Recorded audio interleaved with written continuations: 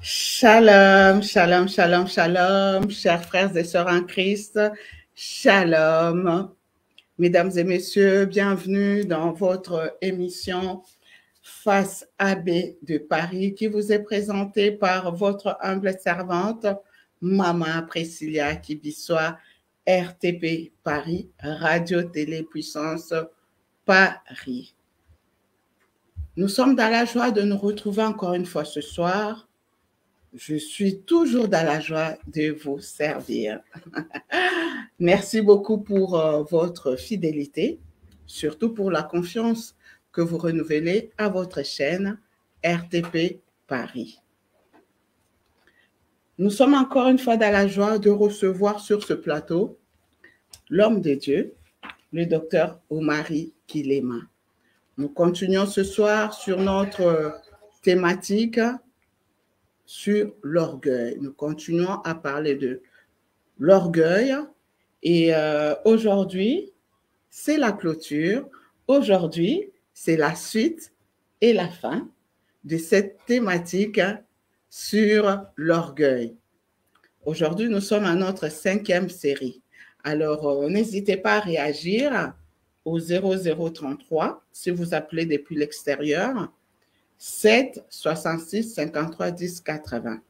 D'ailleurs, le numéro figure sur l'écran ou à nous envoyer vos commentaires, vos messages à l'adresse mail suivante kibissoa@gmail.com. Voilà, merci beaucoup et n'hésitez surtout pas à partager, à inviter des amis et à vous abonner sur la chaîne RTP. Pour ceux qui nous rejoignent pour la première fois, vous trouverez les 4 autres séries sur la chaîne RTP Paris et sur la page Facebook Radio Télé Puissance Paris. Voilà, excusez-moi. Shalom, homme de Dieu. Shalom, princesse Priscilla Kibissoa. Comment allez-vous depuis la dernière fois? Depuis la dernière fois, en tout cas, Dieu nous fait grâce. Amen. Il renouvelle les souffles de vie sans lesquels nous ne pouvons pas exister. Et surtout qu'il a permis qu'on soit encore là ce soir pour communier, partager avec nos frères et sœurs de par le monde et conclure ces séries d'enseignements sur les symptômes d'orgueil. Voilà. Merci beaucoup, docteur Omari. En tout cas, merci d'être là. Merci pour la disponibilité. C'est toujours un honneur et une joie immense de vous recevoir sur le plateau de la RTP Paris. Alors, à titre de rappel, le docteur Omari, il est juriste. Il travaille avec la justice française. Il est secrétaire général de la pastorale congolaise de France. Il est aussi cofondateur de la Fédération écossaise et vice-président de la plateforme des associations congolaises de France. Voilà. Alors, docteur Omari, est-ce qu'entre-temps, il y a eu une nouvelle nomination? Est-ce qu'il y a eu un changement dans cette présentation ou vous avez un élément nouveau à nous communiquer? Non, je pense que c'est déjà suffisant parce que nous allons parler de notre maître. D'accord, mais à la fin quand même, je pense que vous nous parlerez de votre ministère, hein, de Kilema Ministry, c'est ça, hein? Oui, hein, vous direz un mot, voilà, s'il nous reste encore un peu de temps parce que avec la thématique sur l'orgueil, il y a tellement de questions, alors voilà, je pense que je m'en vais laisser la parole déjà au docteur Omari pour que nous puissions entrer déjà dans le vif du sujet. Et donc, je salue, j'en profite pour saluer nos bien-aimés qui nous encouragent, qui sont toujours là connectés, qui nous suivent de partout. Shalom au pasteur Aaron Kiambi, fidèle au poste. Shalom au pasteur Patrice. Shalom au docteur Lévy. D'ailleurs, nous allons recevoir, si tout va bien par la grâce de Dieu, le docteur Lévy la semaine prochaine. Alors, shalom au docteur Jossis. Aussi, nous allons le recevoir la semaine prochaine par la grâce de Dieu. Nous en profitons d'ailleurs pour lui présenter nos sincères condoléances. Nos condoléances à toutes les familles éprouvées partout dans le monde. Voilà. Alors, shalom à l'évangéliste Maggie. Shalom à l'évangéliste Thaïs Kelele. Shalom à Papa Edino Image.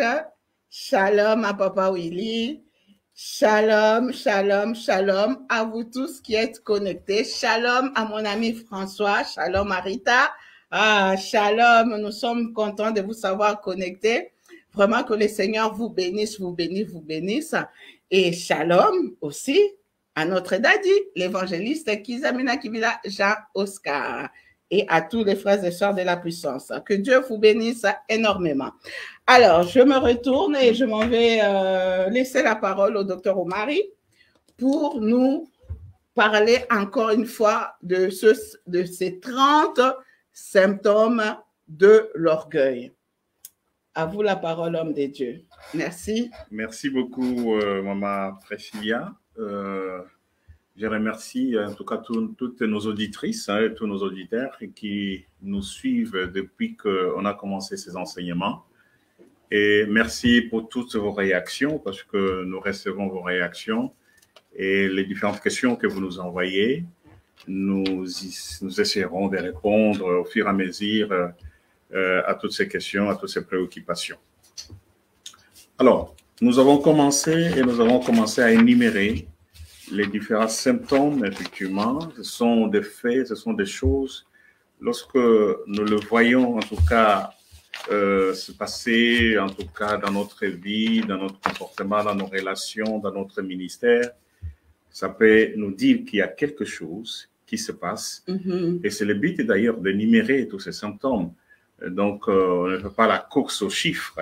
Non, mais on cherche à vraiment expliquer au plus près et dans les détails pour que ça nous serve à découvrir ce qui est toujours caché en nous-mêmes et qu'on remarque très facilement dans la vie des autres. Alors, nous allons continuer aujourd'hui avec un autre symptôme qui caractérise l'orgueil, c'est le perfectionnisme. Ah. Le perfectionnisme. Nous étions au 19e. Non, non, symptôme. Nous étions au 22e. 22e. Là, c'est le 23e. 23e symptôme. Voilà, le perfectionnisme. Alors, le perfectionnisme, c'est un défaut qui n'est pas très énorme, donc on ne le voit pas souvent. Hein? Donc, c'est un défaut qui est certainement le moins fréquent dans la vie des chrétiens, des chrétiennes. Mais lorsqu'il existe quelque part, il est rarement reconnu comme étant un défaut. Ah. Autant on ne le voit pas souvent, mais lorsqu'il existe, on a du mal à reconnaître que c'est un défaut à nous. Et c'est ça ce qu'on appelle le perfectionnisme. Alors, le perfectionnisme, c'est quoi, effectivement? Le perfectionnisme, c'est-à-dire vouloir faire des choses sans aucun défaut. Voilà, je dois prêcher sans commettre aucune erreur, sans faire, en tout cas, quelque chose. Donc, on cherche vraiment à atteindre les meilleurs à tout prix. Et parfois, on est limité à faire ce qu'on doit faire parce qu'on se dit, si je fais ça, je ne serai pas performant. Et donc, le perfectionnisme peut devenir un frein, en tout cas à développer, à communiquer ce que nous avons. Parce que ce qu'on sait, c'est que celui qui est perfectionniste, il commence et il casse tout rapidement aussi la chose qu'il a commencé. Donc, c'est un éternel recommencement. Parce qu'effectivement, il prend, il reprend, il recommence. Il commence quelque chose, il casse et il recommence. Parce que pour se dire, il se dit que ce n'est pas bon, ce n'est pas bien fait, je dois encore mieux faire. Et avec ces comportements-là, en fait, on va être meilleur plus que tout le monde. On va être excellent plus que tout le monde. C'est pour cela qu'on se dit ce que j'ai fait, ça n'a pas été très, très bien, il faut que je refasse. Moi, j'ai connu un professeur à l'université. Il construisait comme tous les autres collègues de ses professeurs. Il construisait une villa. Mais son problème était que, comme il était perfectionniste, chaque fois qu'il allait visiter la construction, une concession de notre professeur qui construisait, il voyait que la construction de son frère, de son collègue, était meilleure que chez lui. Alors, qu'est-ce qu'il faisait? Quand il revenait dans son chantier, il disait à tous les ouvriers de casser tout ce qu'ils avaient déjà fait. Et une semaine après, il partait visiter une autre maison, il voyait que c'était mieux que ce qu'il avait fait. Ah bon? Et il revenait, il donnait toujours l'ordre de casser. Qu'est-ce qui se passe? La conséquence, c'est que c'était un éternel commencement. Les autres ont fini leur construction, lui n'a jamais fini. D'accord. Parce qu'il veut que ça dépasse la maison de l'autre, que ça dépasse la maison de l'autre. C'est comme un frère qui chante, qui dit « Je dois chanter plus que tous les frères, toutes les sœurs qui chantent ». Et donc, il essaie de chanter, il dit non, non, non, non, non. Alors, des gens comme ça, dans un studio, en tout cas, le propriétaire du studio aura des problèmes. Parce qu'il ne finira jamais son enregistrement. Quoi. Il trouvera toujours un petit problème, une petite graine pour recommencer, pour supprimer tout ce qu'il a commencé à faire. Et donc, c'est un éternel recommencement. Docteur Oumari, excusez-moi, mais en quoi ça peut symboliser l'orgueil? En quoi ça peut être caractérisé, compris comme un signe de quelqu'un qui est orgueilleux? Oui, ça peut être... Parce que quand on est perfectionniste, c'est-à-dire on veut bien faire les choses. Oui. Nous sommes tous, en tout cas, nous avons toujours, en tout cas, c'est une volonté de chaque homme, de chaque personne, de faire bien les choses qu'il fait. D'accord. C'est normal. C'est des sentiments, en tout cas, pour tout le monde, nous avons cela. Et d'ailleurs, Dieu nous demande de faire toujours bien les choses. D'accord. Et le faire mieux. Seulement, n'oublions pas que nous sommes des humains. Ce que nous connaissons en partie. La Bible dit même nous prophétisons en partie. Mais le perfectionniste, c'est-à-dire qu'il ne peut pas admettre qu'il puisse commettre une erreur. Et pour lui, cette erreur va tellement le troubler pour qu'il est obligé à revenir et à revenir, à revenir. Sinon, à se justifier, à se justifier. Or, nous sommes des humains, on peut commettre des erreurs. D'accord. Et lorsqu'on n'accepte plus de commettre des erreurs, on devient perfectionniste. Ok, ça fait partie de l'orgueil. Voilà. Or, le seul perfectionniste qui existe, c'est Dieu. Amen. C'est lui qui ne commettra jamais d'erreur. D'accord. Alors, oui, je peux mal chanter, même si je m'appelle telle star. Je peux peut-être rater une prédication. Ça peut arriver. Je peux rater une prière, ça peut arriver. Tout à fait. Même une femme, lorsqu'elle fait sa semoule à son mari, il peut rater la façon de malaxer sa semoule. Voilà, ça peut arriver, mais que cela ne te pose pas un problème. Il dit que c'est quelque chose qui est arrivé, je peux reprendre. Mais quand on s'obstine à ne pas sortir de là et à toujours recommencer la même chose, on ne va pas évoluer. Vous voyez, c'est ça la conséquence. Parce que notre professeur qui n'a pas fini sa construction, c'est parce qu'il voulait toujours être plus que les autres. Le perfectionnisme à outrance. D'accord. Faire bien les choses, mieux, c'est acceptable.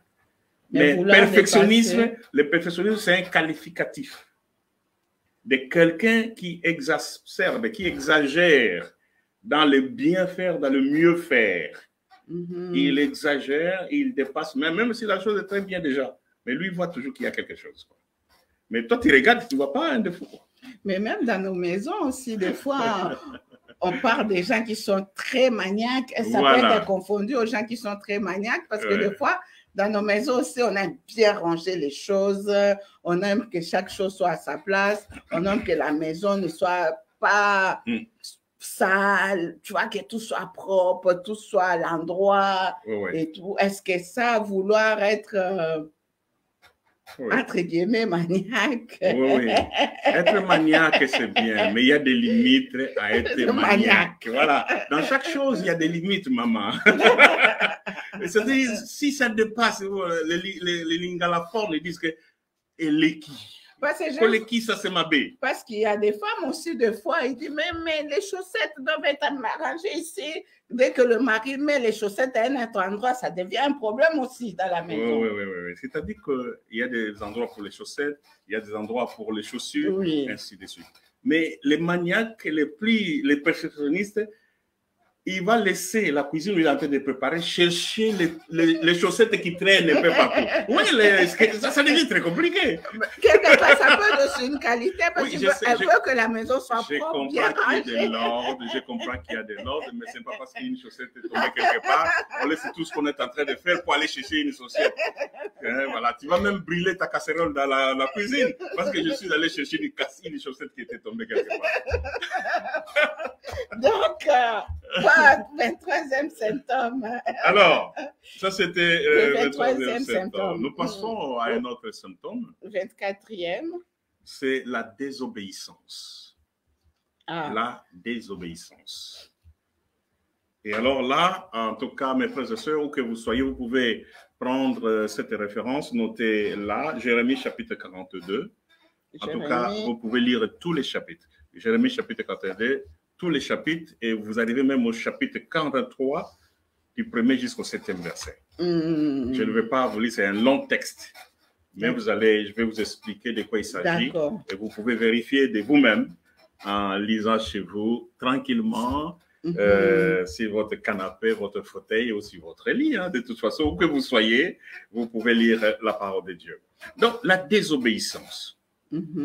Ce texte que je viens de donner ici, cette référence, de quoi il s'agit? Ici, nous sommes en présence du prophète Jérémie. Il y avait les enfants de Dieu, les responsables, en tout cas des bataillons, des groupes, qui ont remarqué qu'ils perdaient beaucoup de troupes. Alors, ils ont, face à ce problème qui était là, et ils voyaient que leur nombre diminuait, parce que, vous savez, il y avait toujours beaucoup de guerres. Et quand il y a guerre, on a besoin du nombre de contingents de gens qui doivent combattre. Mais si votre nombre de combattants diminue, vous vous sentez vraiment diminuer et puis ne pas faire face à vos ennemis. Ils sont venus voir alors le prophète Jérémie. Il dit, toi, tu parles avec Dieu. Nous ne pouvons plus continuer comme ça parce que nous perdons beaucoup d'hommes et d'éléments. Va demander à ton Dieu qu'il nous dise quelque chose. En tout cas, ce qu'il te dira, viens nous le dire pour que ce problème soit réparé. Si c'est en mal ou en bien, nous obéirons. Elle dit, voilà, c'est ce que vous voulez. Voilà. Alors, le prophète Jérémie est parti pour prier le Seigneur. Une semaine après, le prophète revient. Dieu lui a parlé. Parce qu'il voulait partir, il voulait partir, quitter, parce qu'il y avait la famine aussi. Il voulait aller en Égypte, là où il y avait les conditions meilleures. Le prophète vient avec le message de Dieu. Dieu leur dit, ne quittez pas ici. Ne quittez pas, n'ayez pas peur de ce roi, de ce qui... Moi, je suis votre Dieu, je ne vous abandonnerai point. Je vais retourner la situation, mais restez ici, votre bénédiction est ici. Mais ces gens-là, qui sont venus voir le prophète et qui lui ont promis que, en mal ou en bien, lorsque Dieu parlera, nous nous obéirons, ils disent non, Dieu ne t'a pas parlé. Ils disent au prophète que Dieu ne t'a pas parlé. Tu as écouté la voix d'un autre chef là qui t'a chuchoté les choses dans les oreilles. Et donc, ils se disent ils doivent partir. Or, Dieu avait dit à Jérémie, lorsqu'il reste voilà les bénédictions, s'ils partent en Égypte, ils vont tous périr là-bas, ils vont mourir là-bas. Et donc, ces gens-là se révoltent et ils ne veulent pas écouter ce que le prophète leur a dit. C'est pour cela que je vais vous lire un peu au chapitre 43.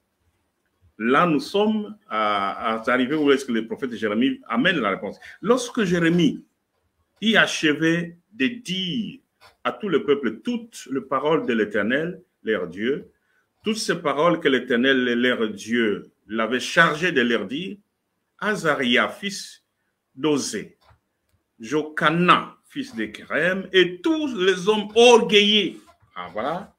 Tous les hommes orgueilleux.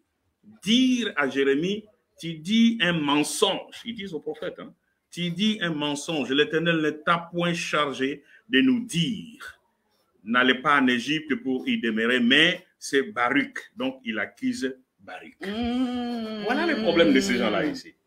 Ils viennent solliciter un prophète de Dieu pour qu'il implore Dieu, que Dieu lui parle et que Dieu lui dise ce qu'ils doivent faire. Dieu le parle, il dit ce qu'ils doivent faire, mais ils disent que le prophète a menti.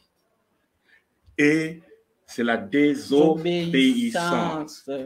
On a dit qu'il y avait tous les hommes orgueilleux qui ne veulent pas écouter la vérité de Dieu. Ils veulent détenir la vérité, en fait. Voilà, ils ne veulent pas écouter la vérité de Dieu. Ils se sont orgueillés. Ils se sont enorgueillis par rapport à toutes ces choses-là. Et la conséquence était par rapport à l'orgueil. Ce récit relate clairement le problème qu'il y a entre l'obéissance et l'orgueil. Celui qui doit obéir est caractérisé par le fait que quelqu'un qui est au-dessus de lui, quelqu'un peut lui commander, quelqu'un peut lui donner des ordres. Or, l'orgueilleux ne veut pas qu'on lui donne des ordres. Voilà, il y a un ordre qui vient de la part du Seigneur, annoncé par les prophètes qui eux-mêmes étaient venus consulter, mais eux ne veulent pas écouter l'ordre de Dieu parce qu'ils étaient orgueilleux. Et ils traitent carrément les prophètes de menteurs. Et donc, la désobéissance devient quelque chose qui nous rend très vulnérables par rapport à Dieu. Et quelqu'un qui vit avec la désobéissance, il aura toujours des problèmes avec, effectivement, l'orgueil. C'est-à-dire que quelqu'un qui marche toujours dans la désobéissance, c'est quelqu'un qui est très orgueilleux. Un orgueilleux n'accepte jamais les ordres qui viennent de quelqu'un d'autre. Un orgueilleux n'accepte pas. Donc, il faut accepter que quelqu'un peut être au-dessus de moi. Et lorsqu'il parle, je respecte. Ce sont les relations que nous avons au travail. Nous avons des responsables, nous avons des chefs. Ce chef qui est le chef de mon service, lorsqu'il donne des ordres, moi qui est inférieur, je dois exécuter. Mais parce que je me dis que non, moi je connais, je sais tout ça, je ne veux pas. Écoutez, mais il y a quelqu'un qui est responsable qui donne des ordres. Les ordres viennent toujours du supérieur, pas de l'inférieur. D'accord. Et donc, celui qui est désobéissant a toujours des problèmes avec les problèmes d'orgueil. Et un grand problème, c'est le problème qu'on appelle souvent la rébellion. Ah, ben j'allais poser la question. Ah oui, c'est ici. Merci, cher Saint-Esprit. Merci, cher Saint-Esprit. Oui, j'allais poser la question sur la rébellion. Voilà. Parce que dans la plupart des églises aujourd'hui, on voit cette tendance de la rébellion. Un groupe de personnes qui se rebellent, des pasteurs qui se rebellent, des fidèles qui se rebellent. Alors, ma question était, donc, tous ces rebelles, toutes ces rébellions, c'est lié à l'orgueil. Et quel est le sort réservé aux rebelles? Parce que là, on parle de la désobéissance. Oh, merci, cher Saint-Esprit. Oui, on voit de plus en plus, il y a des rebelles dans l'Église. Tout à fait. Des gens qui se rebellent, ils ne veulent pas obéir. Dans les familles. Est-ce que là, quel est le sort réservé aux rebelles? Parce que là, on parle de la désobéissance. Voilà. La rébellion, c'est lié toujours à l'orgueil. Le stade le plus avancé de l'orgueil. C'est le stade le plus avancé de l'orgueil. Et ce problème est très récurrent dans nos communautés, dans nos associations, dans nos églises, même dans nos familles. En tout cas, il y a ce problème d'orgueil, des rébellions. Un rebelle, c'est quelqu'un qui n'accepte pas l'ordre qui lui est intimé par quelqu'un d'autre, surtout par un supérieur. Voilà, c'est toujours les fidèles qui se rebellent par rapport à les pasteurs, ce sont les élèves qui se rebellent par rapport à leurs professeurs, aux enseignants, effectivement. Les enfants qui se rebellent par rapport à leurs parents, voilà. Et donc, il y a toujours ce rapport de supérieur et inférieur. Et lorsque l'inférieur n'accepte pas les ordres qui viennent du supérieur, il y a ce qu'on appelle la rébellion. Et la rébellion, c'est la forme la plus avancée. Parce qu'on commence parfois à désobéir. C'est la forme encore la plus simple, la désobéissance. On peut désobéir parfois, une fois on obéit, ainsi de suite. Mais lorsqu'on arrive au stade de la rébellion, parce que là, on n'écoute plus rien. On abandonne, on peut faire même beaucoup de bêtises. Alors, les sorts, quel est le sort des Quel est rebelles? le sort réservé aux rebelles? Les sorts révélés aux rebelles? Réservé aux rebelles. Eh oui, je touche déjà ça parce que ce sera ma conclusion aussi quand on va clôturer. Les rebelles sont en tout cas déchus de leur qualité, ils sont déchus de leur fonction, ils sont déchus de leur grâce, ils sont déchus de tout ce que Dieu leur avait donné de meilleur. Et donc, les rebelles sont sanctionnés sévèrement par la parole. Dieu n'aime pas les rebelles. Et tout cet enseignement, le fondement de cet enseignement, nous avons commencé par là. Et nous allons revenir sur ce texte d'Ésaïe chapitre 14 à la fin. Lucifer, c'était l'ange qui mettait les sceaux à la perfection. C'était un ange qui mettait, tout le monde les craignait. Mais il s'est rébellé. C'est-à-dire, il a voulu s'égaler à Dieu. Il a voulu hisser, en tout cas, son pouvoir, son honneur au niveau de Dieu. Et Dieu a dit non, tu ne peux pas, parce qu'il n'y a qu'un seul Dieu d'ailleurs. Et c'est comme ça que la punition, il a été précipité sur la terre. Voilà les sorts des rebelles. Lui qui mettait la perfection, qui était craint par tout le monde, il se retrouve par terre. Il n'a pas assez du temps. Il cherche des candidats, il cherche des adeptes pour les enrôler. C'est pour cela dans les églises, il vient toujours dans les églises. Parce que nous avons un monsieur qui a été déchu au ciel avec beaucoup de pouvoir. Il est descendu, il a encore d'influence. Hein? Il influence les gens. Et voilà, et il rebelle les gens. Tout à dans fait. Les familles, dans les écoles, dans les églises. Et la conséquence, c'est notre destruction. C'est la destruction. C'est la destruction. Alors, tu pouvais avoir un ministère, voilà. Docteur, viens un peu clairement parce que tu es un peu haut là, descends un peu par terre. Alors, pour prendre des exemples très simples, tu avais un ministère, tu étais évangéliste, tu étais apôtre, ainsi de suite. Lorsque tu arrives au niveau de la rébellion, Dieu peut te descendre. Et c'est pour cela, tu vois, il y avait, c'était un homme très puissant. Il était apôtre, il était évangéliste, mais il ne l'est plus. C'est parti où? Et les gens qui suivent les rebelles, alors, donc leur sort est lié à leur leader? Oui, mais c'est comme en droit. Tu sais, en droit, le complice est puni de la même sanction que l'auteur de l'infraction. Les complices, même les recelaires, là, vous savez, il a volé, mais toi, tu as acheté la chose volée. Tu seras puni comme le voleur. Donc, il faut faire attention. Ceux qui suivent les rebelles, eh bien, ils suivent quelqu'un qui est en porte-à-faux avec Dieu. Quelle bénédiction ils vont tirer là-dessus? Quelle situation, à moins qu'ils arrangent, parce que voyez-vous, les gens toujours demandent pardon, hein. Ils vont demander pardon, ainsi de suite, et voilà, passer par ce processus-là de réconciliation avec Dieu. Par la suite, on ne peut pas dire qu'ils resteront comme ça indéfiniment, mais nous avons vu... Heureusement que nous avons un papa miséricordieux. Heureusement que nous avons un Dieu miséricordieux. Amen, amen. C'est pour cela, vaut mieux tomber entre les mains de Dieu que de tomber entre les mains des hommes. Amen. Parce que les hommes n'oublient jamais. Ils sont des rancuniers. D'accord. Je pense qu'on reviendra sur ce sujet de la rébellion. Ah oui, parce ça fait des dégâts. qu'il y a énormément de choses à dire là-dessus. Ouais. Et parce qu'on voit de plus en plus des rebelles autour de nous à tous les niveaux. On verra dans les prochains jours pourquoi les gens se rebellent. Voilà. On peut développer beaucoup de choses là-dessus. Exactement. OK, nous sommes au 24e symptôme. Alors, 25e maintenant. Voilà. Un autre symptôme de l'orgueil, c'est la tendance à se mesurer. Ce sont des gens qui se mesurent à leur propre mesure. Et les gens qui souffrent de l'orgueil ont toujours tendance à se mesurer à leur propre mesure, à se comparer à eux-mêmes. Okay. Voilà, et ça, nous pouvons lire dans 1 Corinthiens chapitre 10. L'apôtre Paul va nous donner quand même quelque chose, il va nous révéler, va nous donner quelque chose de très... 2 Corinthiens.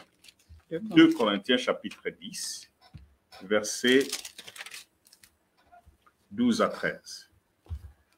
Il est dit exactement ceci, parce qu'il faut parfois lire la parole de Dieu, parce que la parole de Dieu parle par elle-même.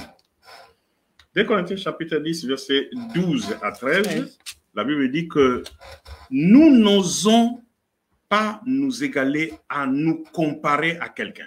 C'est l'apôtre Paul qui dit. Nous n'osons pas à nous comparer à quelqu'un de ceux qui se recommandent eux-mêmes. D'accord. Les gens qui se recommandent, ils se recommandent, ils disent, moi, je vaux quelque chose, je suis capable. C'est lui-même qui parle toujours de lui-même. Il fait des éloges à lui-même, quoi.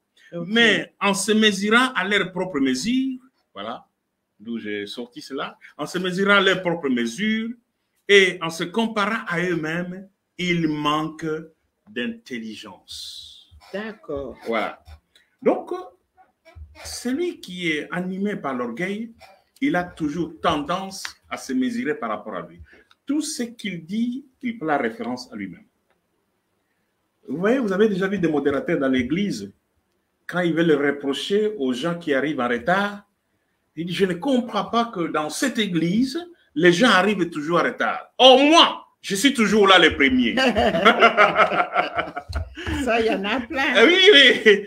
Non, mais voilà.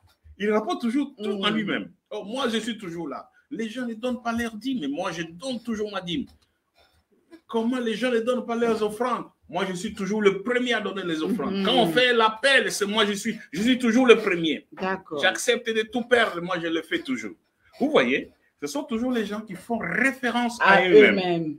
Ils se recommandent même eux-mêmes. Il dit, celui qui doit faire ça, c'est moi.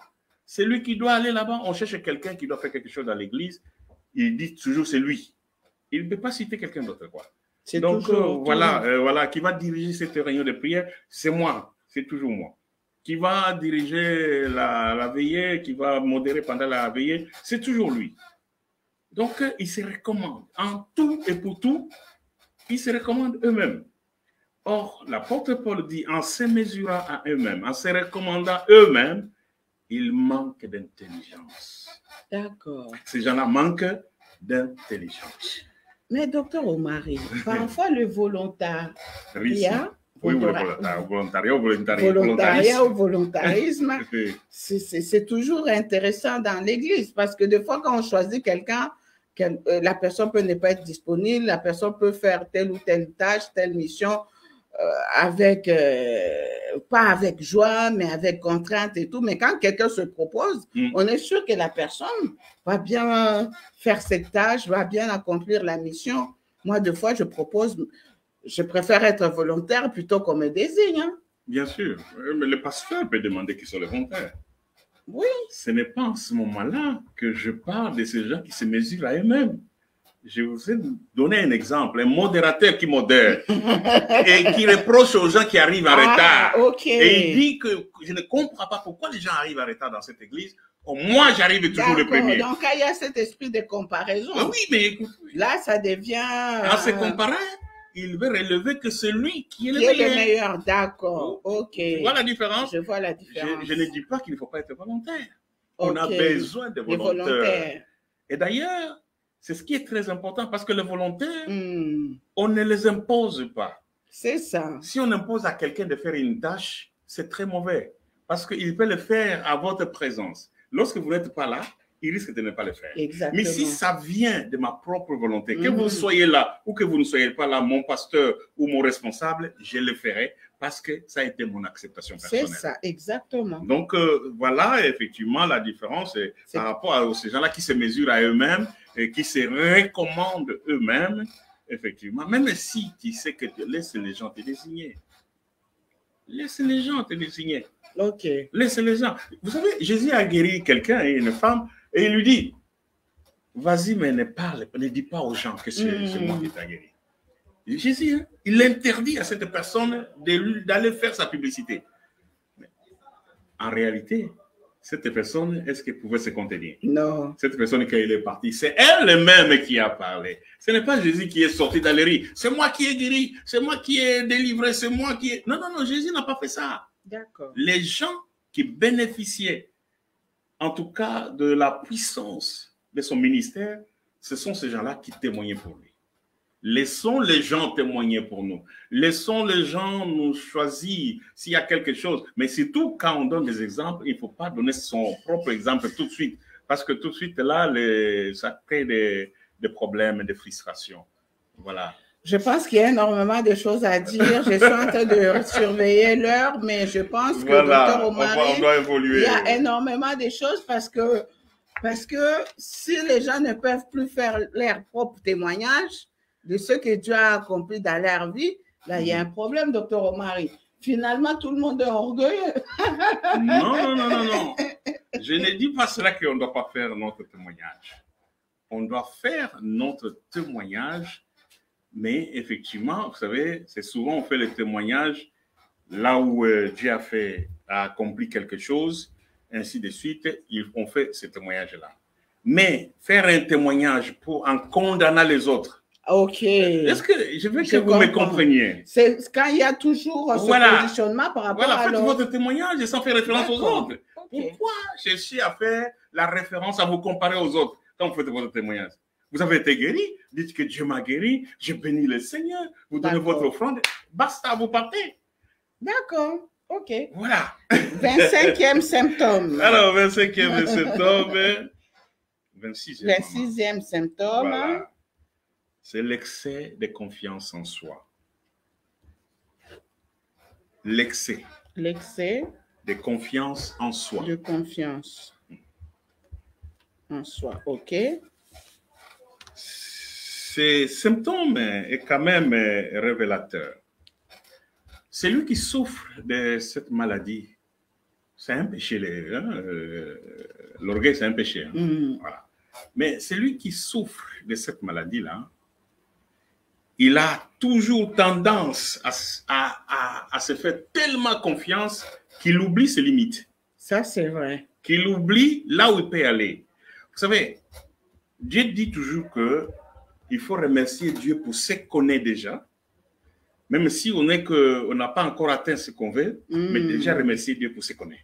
Okay. Si on n'est pas reconnaissant sur les petites choses qu'on a, comment voulez-vous demander les grandes choses? Mais Dieu dit dans sa parole, si tu es fidèle dans les petites choses, alors il va te confier les grandes. Donc il faut accepter que je peux avoir des petites choses. Il faut accepter que je peux être limité dans un domaine quelconque. Il faut accepter que je n'ai pas encore commencé à maîtriser la prêche. Je prêche, mais je n'ai pas encore maîtrisé la prêche. Je prie, mais je ne maîtrise pas encore comment prier. Je fais la libéralité, mais je ne maîtrise pas encore. Il faut accepter cela. Accepter, ce n'est pas mauvais, mais c'est un point très important. Parce que celui qui ne connaît pas ses limites commet toujours des bêtises, commet toujours des erreurs, commet toujours des dégâts. Regardez, prenez Matthieu chapitre 26, 31 à 35. Matthieu 26. Chapitre 26, verset 31 à 35. Matthieu chapitre 26. D'accord. Verset 31 à 35. Ici, c'est Jésus. Il est avec ses disciples. Il parle à tous ses disciples. Et il les annonce que je serai pour vous tous un sujet, une occasion de chute. Il leur dit à tous, mais il y en a un parmi eux qui dit, si tu laisseras pour tout le monde, sauf moi. Vous connaissez le nom de ce monsieur-là? C'est notre ami Pierre, le fougué. Jésus dit, vous serez pour moi cette nuit une occasion de chute. Vous tous, il dit vous tous. Mais Pierre se lève, non, quand tout le monde sera pour toi une occasion de chute, moi je ne le serai pas. Mais il ne se limite pas là. Jésus dit, mais cette nuit, tu vas me renier 3 fois, Pierre. Il dit, non. Il va encore, hein, il tergiverse et il signe. Il dit, quand même, il faudra mourir avec toi. Je ne te régnerai pas. Voilà. Ça, c'est ce qu'on appelle l'excès de confiance en soi. Et ça, au fait, quand Pierre le disait, je me dis, il était sincère avec lui. Il croyait qu'il était capable. Mais, au fait, c'était l'orgueil qui lui faisait parler comme ça. Parce qu'il y avait tous les autres disciples. Mais comment lui prend la parole? Il dit, tout le monde peut te régner, sauf moi, Pierre. Mais de quel droit il peut dire cela? Même s'il sait qu'il va le faire, mais qu'il va se calme quand même, non? On va le voir et puis après savourer la joie. Mais tu n'as pas encore fait la chose et tu commences à crier haut et fort. Attention, l'ennemi est là. Satan, c'est nous qui lui donnons le pouvoir parce que Satan n'a pas de pouvoir que ce pouvoir que nous-mêmes nous lui donnons. Et donc, l'excès de confiance est quelque chose de très, très grave. Et dans l'Église, l'excès de confiance, vous savez, les enfants des Shiva, les enfants des sacrificateurs, qui avaient vu ce Messie qui était possédé. Il dit, les dieux que Paul confesse, nous chassons les démons qui sont dans ton corps. Les démons ont parlé. Les démons ont dit, oui, je connais Jésus, que Paul prêche. Mais vous, je ne vous connais pas. Tout à fait. L'excès de confiance. Ces gens-là, ils ont dit, mais Paul s'est animé comme nous. Le monsieur qui était ici, c'était un brigand qui persécutait. Mais quand il commence à faire des choses, il y a des miracles. Mais nous sommes les enfants des sacrificateurs. Paul n'est pas un enfant des sacrificateurs. Excès de confiance. Donc, je suis un enfant des sacrificateurs. Je peux faire des choses. Et ils viennent quand même passer à la pratique. Mais alors, la Bible dit que les démons les a tabassés. Ils sont sortis nus. Vous savez, déjà des gros messieurs dans le village courir nus. Les enfants des sacrificateurs.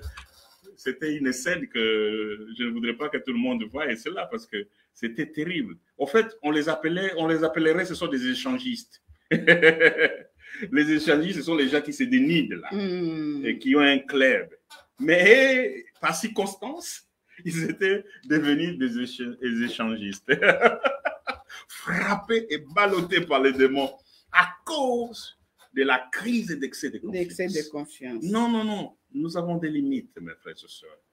Dieu peut nous rendre capables. La Bible dit, nous aurons des gloires en gloire, des victoires en victoire. C'est-à-dire, je peux avoir une victoire, mais devant moi, il y a encore une victoire. Et je ne dois pas sous-estimer ce que je suis déjà, ce que Dieu a fait avec moi. Je bénis le Seigneur pour cela. Mais ce qu'il fera avec moi demain, je vais encore le bénir. Mais je dois accepter ce que je suis aujourd'hui. C'est très important. Excès de confiance, c'est dangereux. Et beaucoup de gens, nous revenons dans l'église, beaucoup de gens ont fait des bêtises avec l'excès de confiance. Il n'a aucun pouvoir lui confié par Dieu, il n'a aucun mandat reçu de la part de Dieu, mais il va aller prier pour les démons. Il va faire des services de délivrance. J'ai vu, je ne sais pas, j'ai vu une vidéo, on m'a montré que voilà, à Kinshasa, dans la rivière Njili, il y avait un pasteur qui a été baptisé, 3 personnes. Et alors, lorsqu'il est baptisé, parce que sa femme lui a discuté, il dit, ne va pas faire ce baptême-là. Il n'a pas écouté. Et lorsqu'il baptisait les gens dans Njili, hein, voilà, c'est à vérifier. Est-ce que moi j'ai vu, mais j'ai vu cela on m'a envoyé ça. Mais on m'a dit que c'était vrai. Le pasteur a disparu avec 2 baptisés dans l'eau. mais attendez, moi je vous raconte, il faut vérifier. Le pasteur a disparu avec 2 baptisés. 2 baptisés morts. Il a été englouti, je ne sais pas si par un gros poisson, mais ça fait plus de 3 jours parce que Jonas était avalé par les poissons. 3 jours après, il a été vomi, mais celui-là, ça fait des mois. Hein? Ça fait des mois. Avec 2 baptisés. Donc, il a fait comme ça. Je vous baptise au nom de Jésus. Vous, tous, ils sont partis. Angélique. Donc, vous voyez, ce sont des gens, je ne vous dis pas que c'est une vérité à 100%. Hein. Donc, je vous dis, voilà, c'est à vérifier. Donc, n'allez pas me dire, voilà, docteur Omar a dit ceci. Donc, c'est à vérifier. Mais j'avais appelé à Kinshasa moi-même, quelqu'un m'avait dit que c'était vrai. Et c'est là qu'il nous avait raconté la discussion qu'il avait eue avec sa femme avant d'aller faire ce service. Parce que sa femme n'était pas convaincue de ce qu'il allait faire. Voilà. Mais il faut que, moi je dirais aux enfants de Dieu aussi de faire attention, de demander toujours la volonté de Dieu, de discerner dans quelle église je dois aller, quel pasteur fréquenter et tout, parce qu'il y a des magiciens aussi qui sont devenus des pasteurs. Bien sûr. Il y a des sorciers, il y a des féticheurs, il y a tous les ngangas qui sont venus aussi, soi-disant, à l'église. Donc, il faut faire très attention. Donc, il y a des faux aussi qui existent dans l'église. Ça n'a pas commencé aujourd'hui. Vous connaissez Simon le magicien? Oui. Ah oui. C'est un monsieur qui a vu la puissance de Dieu et qui voulait aussi monnaie. Il voulait dire, bon, ça, je vais prendre pour que je puisse faire la même chose que vous. Et non, ça ne se monnaie pas. Peut-être nous disons à nos frères, à nos sœurs, tu as commencé à prier. Peut-être tu as commencé à avoir des visions. Ce n'est pas encore suffisant. Il faut acquérir des connaissances. Il faut savoir que dans tel domaine, je suis arrivé au niveau où je dois commencer à exercer les ministères. C'est pour cela qu'il y a toujours de la formation. Dieu raconte Saul de Tarse dans le chemin de Damas. Mais pas tout de suite, il commence le ministère. Dieu l'envoie d'aller voir un autre homme, Gamaliel, qui était un grand professeur, un grand enseignant, un grand docteur. Il dit, va le voir. Et il a été formé auprès de Gamaliel. Mais quelqu'un qui a rencontré Dieu, pourquoi il va encore voir un homme? Parce que c'est normal. Même dans l'église d'où nous venons, là, l'église catholique, il y a, pour devenir prêtre, il y a tout un... Ah oui, les petits séminaires, les grands séminaires, ainsi de suite, et tout ça. Voilà, il y a des sortes de formations. On peut avoir une formation purement, un cursus scientifique, mais on peut avoir, il y a beaucoup de formations auprès de quelqu'un d'autre. Oui, des formations pratiques sur le terrain. Élysée. Donc, il voit comment. Jésus, avec ses disciples pendant 3 ans et demi, ils ne sont pas rentrés dans Sorbonne, mais ils ont vu comment Dieu, Jésus-Christ, ministrait. Et il les a dit, ce que je fais aujourd'hui, c'est vous qui le ferez demain. Observez-moi bien, regardez-moi bien. Mais il y a des gens qui ne veulent pas ça. Ils ne veulent pas rester, prendre du temps pour qu'ils acquièrent de la connaissance de la matière, parce que, Maman Priscilla, mes frères et sœurs, l'homme ne donne que ce qu'il a. Amen. Si tu n'as rien, tu ne donneras rien. Tout à fait. Si tu as la grâce, tu vas communiquer la grâce. Alléluia. Voilà, il faut comprendre cela. C'est aussi simple que ça. Ce n'est pas de la mathématique, ni de la chimie. Non, on ne donne que ce qu'on a. Et si on veut donner, commencez à apprendre. Comme ça, ce que vous apprendrez, vous les communiquerez aux autres. Et c'est très important. Il y en a qui n'aiment pas apprendre. Hein? Non, moi, je suis fils de pasteur. Je suis né dans l'église. J'ai grandi dans l'église. Mais ce n'est pas pour autant que j'ai commencé à prêcher. J'ai suivi. J'ai été enseigné. J'ai suivi des écoles, instituts, facultés théologiques. J'ai suivi, j'ai appris à côté des hommes, des femmes de Dieu, appris de mes pasteurs qui étaient des aumôniers à l'université, à l'Inikin, à l'ISTA. J'ai appris auprès d'eux. J'ai appris auprès des diacres, des anciens. Ah oui. J'ai appris auprès de mon père qui était pasteur. C'est curieux, hein? J'ai appris. J'ai commencé d'abord à être chanteur, c'était mon premier ministère. J'étais l'adorateur, je le suis encore. Donc, il faut accepter qu'on doit apprendre avant de communiquer. Tout à fait. Sinon, on va communiquer de la bouillabaisse. Et c'est très dangereux parce que ce sont les âmes. Dieu dit dans sa parole, soyons peu, nous qui enseignons. Parce que nous avons affaire avec les vies des gens. Nous avons affaire avec les vies des gens. Alors, c'est la vie spirituelle. Hein. D'accord. Voilà, alors, maman n'hésite pas à apprendre, papa n'hésite pas à apprendre. Je vous donne quand même une référence à cet endroit-là de Jérémie 17. Donc, on apprend chaque jour, on ne finit jamais d'apprendre. On ne connaît qu'en partie. Alors, c'est Jérémie 17, verset 5. La Bible dit, maudit soit l'homme qui se confie à l'homme, maudit soit l'homme qui met sa confiance dans sa chair. Il ne faut pas mettre la confiance dans ta chair. Ça va te tromper. Non, parce que tu as un corps un peu de balèze, comme ça tu crois que tu peux taper tout le monde. Moi, j'ai déjà vu quelqu'un qui est mince là, qui a battu un monsieur qui était balèze. Hein? C'est question de technique. Et donc, il ne faut pas te confier à ta chair. Ça va te tromper. Non. Soyons humbles. Ok, 27e symptôme. Alors, s'il vous plaît. 27e symptôme, être différent. C'est quelqu'un qui souffre de... Être différent? Être différent. Symptôme. Être différent. C'est quelqu'un qui souffre de cette maladie de l'orgueil, il veut toujours être différent des autres. Il veut toujours bénéficier d'une... comment on appelle ça? D'une prestation spéciale, quoi. Okay. Voyez-vous? Dans l'église, on dit que tous les frères... nous allons avoir un jeûne de 2 jours, un jour, mais ce sera jeûne Daniel ou jeûne Esther. Jeûne Esther, c'est cela, jeûne à sec. Jeûne Daniel, c'est le jeûne où vous mangez le soir, mais pas de viande. Mais lui dit, mais moi, tout le monde va jeûner comme ça, mais moi, je mangerai quand même. Pour moi. Ah bon? Oui, oui. C'est comme ça, il est différent. Ah bon, quand on décrète le jeûne pour toute l'église, tout le monde lui dit, moi, je vais manger. Lui demande une application particulière pour lui. D'accord. Un traitement différent des autres. C'est ça, quelqu'un qui peut être différent. Vous savez, Jésus lavait le pied de ses disciples. Il lave le pied, hein? Et nous avons toujours notre ami là.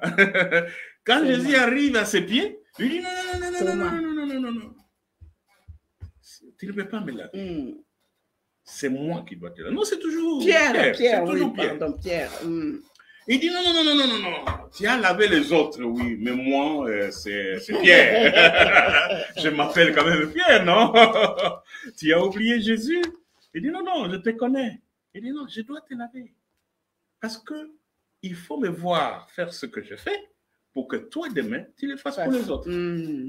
Moi, je ne suis pas quelqu'un qui enseigne aux gens de faire des choses, moi-même, je ne le fais pas. Non. Quand je dis il faut faire ceci, moi-même, je le fais déjà. Il donne l'exemple. Et c'est ça, j'aime Dieu, quoi. Il ne demande pas de faire des choses que lui-même n'a jamais fait. Il les fait, et même si c'est que nous n'avons jamais fait, lui nous donne, nous, les capacités de le faire. C'est ça, j'aime Dieu à cause de cela. Donc, il veut être différent. Il veut toujours un traitement particulier, qui lui soit propre à lui et qui soit différent des autres. Ça, c'est l'orgueil qui pousse des gens à demander ce traitement particulier et pour qu'ils soient considérés différemment dans les groupes comme les autres. D'accord. Il veut toujours être différent. Avoir une faveur particulière. Voilà, une faveur particulière et puis... voilà. Qu'elle soit traitée différemment ou qu'il soit traité différemment. Okay. On est en train de former les prédicateurs. Lui, on les apprend à prêcher pendant 15 minutes. Lui dit, moi, les autres, oui, 15 minutes, moi, c'est 25. Ah bon? Moi, c'est 25, quoi. Je dis, mais pourquoi on forme les gens à prêcher pendant 15 minutes? Parce que tu vas aller quelque part, on te dit, il n'y a pas le temps, on te donne 15 minutes, on te donne 10 minutes. Il faut donner l'essentiel. Il faut donner l'essentiel dans les 10 qu'on te donne. Il faut respecter. Il ne faut pas commencer à... Oh non, mais qu'est-ce que je vais faire avec 10 minutes? Qu'est-ce que je vais faire avec 25 minutes? Non. Voilà. Donc, on nous apprend, c'est comme ça qu'on nous a appris, nous, à prêcher. Et dit, même 5 minutes, comment tu peux développer ton enseignement, ta prédication? Ça, on nous a appris comme ça. Mais qu'un orgueil va dire, non, moi, c'est 25. Ça me rappelle, j'étais invitée dans une église quelque part, ici à Paris. Oui. Et on a donné la parole à une dame qui devait donner son témoignage pendant 10 minutes ou 15 minutes.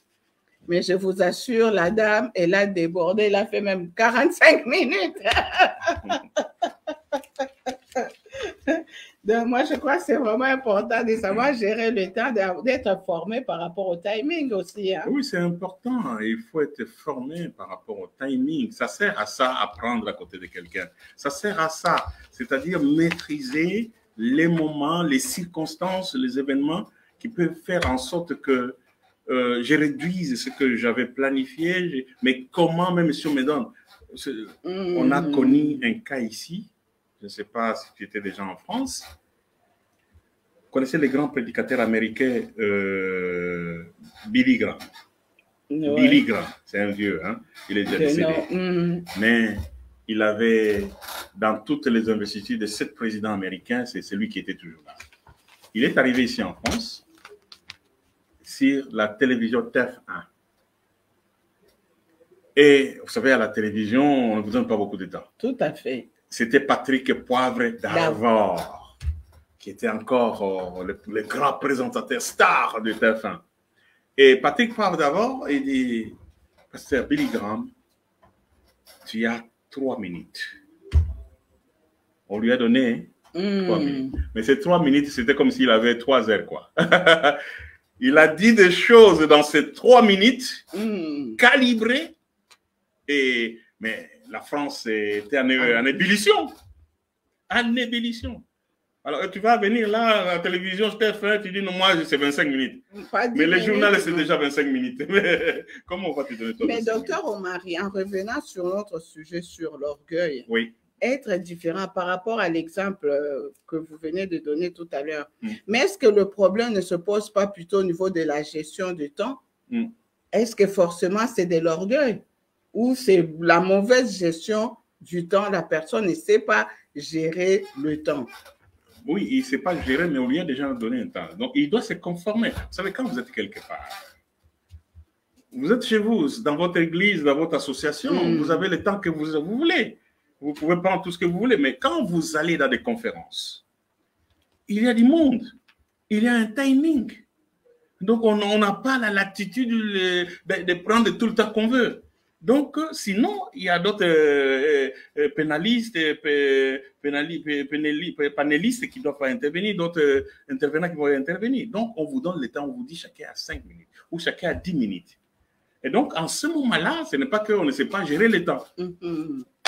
Tu dois te conformer parce que ce n'est pas chez toi. Tu es chez les autres. Voilà, on arrive chez Edno Image. Edno Image, il dit non, moi j'ai 1 heure avec vous. Bon, tu ne vas pas venir que moi je vais prendre 2 heures, mais Edno Image, c'est un commercial. Il vit de cette affaire. C'est son job. Ses enfants se nourrissent avec cette affaire. Mais toi, tu veux lui prendre 2 heures et tu ne vas même pas augmenter un centime dessus. Mais attendez, il ne faut pas appauvrir les gens comme ça. Et ce sont les Africains qui font toujours des choses comme ça. Ah non, moi je refuse que vous parliez comme ça des Africains. Hein. Il y a des bons et des mauvais partout. Hein. Il y a des mauvais partout. Il y a des bons et des mauvais partout. Mais chez nous, c'est très grave. C'est très grave. Alors, nous arrivons au 28e symptôme. Le 28e symptôme, c'est la course à la réussite. La course à la réussite.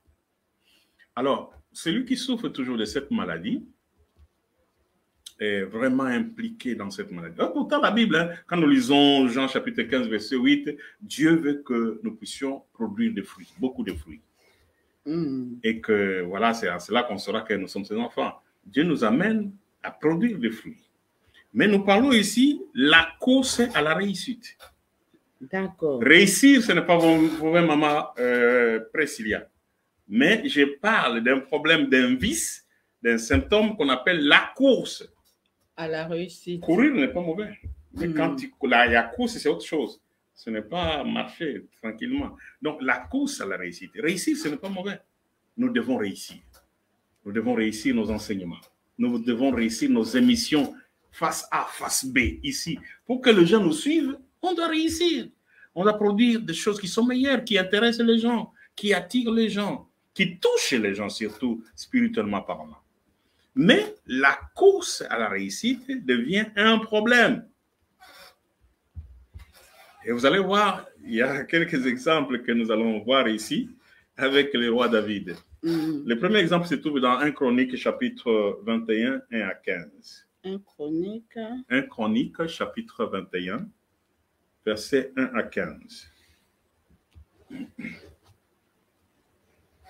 Le roi David, il veut courir à la réussite. Il veut être un roi qui va réussir beaucoup de choses. Il sort une idée, quelque chose que Dieu ne lui demande pas. Cette idée, c'est quoi? Il ordonne qu'on fasse le dénombrement. Il dit à son général, le général Joab, c'est le grand général, c'est comme le chef d'état-major. Il dit, va me faire le dénombrement, que je sache combien on est, ainsi de suite.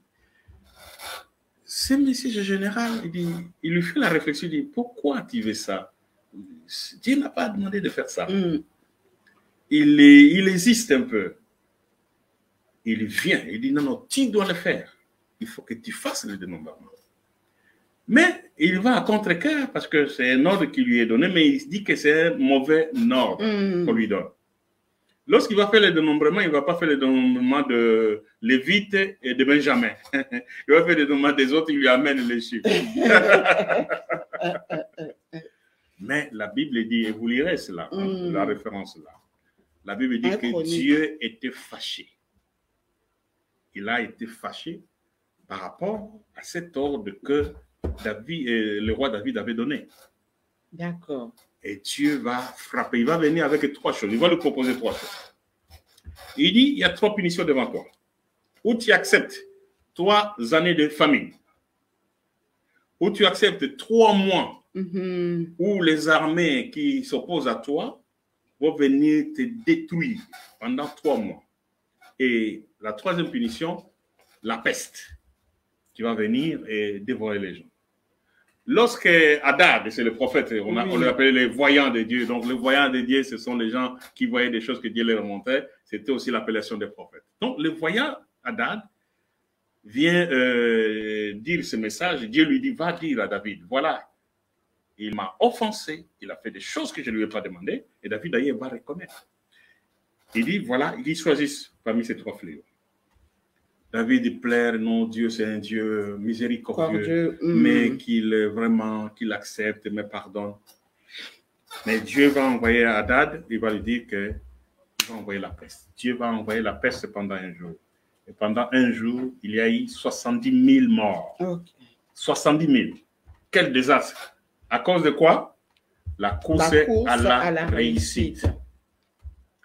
Mais Dieu a eu pitié lorsqu'il y a eu 70 000 morts, Dieu s'est repenti, il dit non. Il dit à l'ange destructeur, arrêtez maintenant. C'est de trop. 70 000. Quand je voyais les gens pleurer ici aujourd'hui au Corona, et je dis, mais ça a commencé depuis longtemps. Ça, c'était pendant quelques heures, 70 000 sont partis. Parfois, 1 jour, 2 jours, il y a 70 000. Là, c'était pendant quelques heures. Et encore que Dieu avait arrêté l'ange destructeur. Ça, c'est le premier exemple dans 1 Chronique chapitre 21. Verset 20. Deuxième exemple, c'est 1 Roi chapitre 2, verset 28 à 35.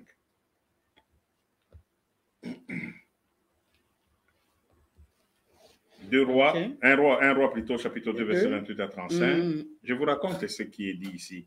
En fait, nous sommes ici avec le général Joab. D'accord. Un général des armées. Le général Joab, l'état-major des armées, il a vu qu'autour de lui, il y avait des concurrents. Il soupçonnait que ces gens peuvent les remplacer. Alors, pour garder son pouvoir, pour garder son titre de chef d'état-major, qu'est-ce qu'il va faire? Parce qu'il veut toujours la course à la réussite, il va tuer ces gens-là. Il va tuer 2 personnes. La course à la réussite peut t'amener à des dégâts. On finit là parce que... D'accord, on nous signale qu'il nous reste... On va finir là, puis on va conclure. D'accord. La course à la réussite, Maman Priscilla, peut amener les gens à commettre des bêtises énormes ici. Et c'est jouable à tuer des personnes.